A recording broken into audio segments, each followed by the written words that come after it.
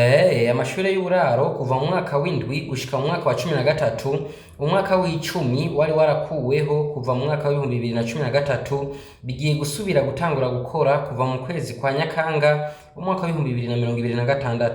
Ivyo bikaba bihejejwe kwemezwa kuri uyu wa 11 Ruheshi umwaka w'ibihumbi 2026 n'umushikiranganje wa mbere wa leta y'u Burundi Nestor Ntahontuye mu kiganiro c'urunani rw'amaradiyo kiriko kibera mu ntara ya Gitega ku kibuga c'umupira w'amaguru citiriwe Ingoma.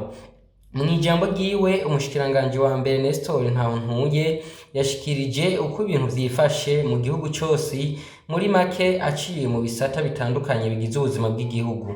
Mu gisata c'indero umushikiranganje wa mbere akaba yashikirije ko leta yatanguye umugambi wo kugarukana umwaka w'icumi mu mashure yisumbuye. Nestor Ntahontuye yashikirije kandi ko muri ico gisata nyene c'indero hari umugambi wa leta wo kuronsa amashure yose intebe kugira ngo ntihabe hakiri abanyeshuri bicara hasi mu Burundi.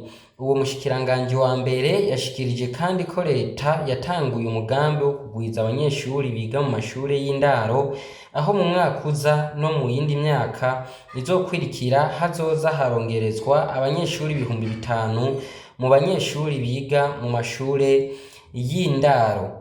Muri ico gisata nyene umushikiranganje wa mbere yamenyesheje ko muri kaminuza y'u Burundi hagiye kugaruka uburaro no gufungurirwa kw'abanyeshuri ba kaminuza y'u Burundi. Ivyo ni mu gihe abanyeshuri ba kaminuza y'u Burundi baba mu ndaro za kaminuza batari bagifungurirwa muri iyo kaminuza.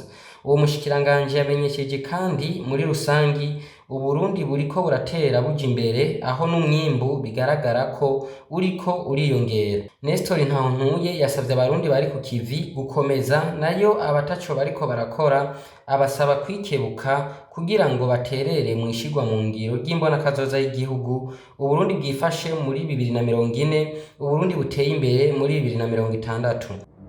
Diaspora inasinzira.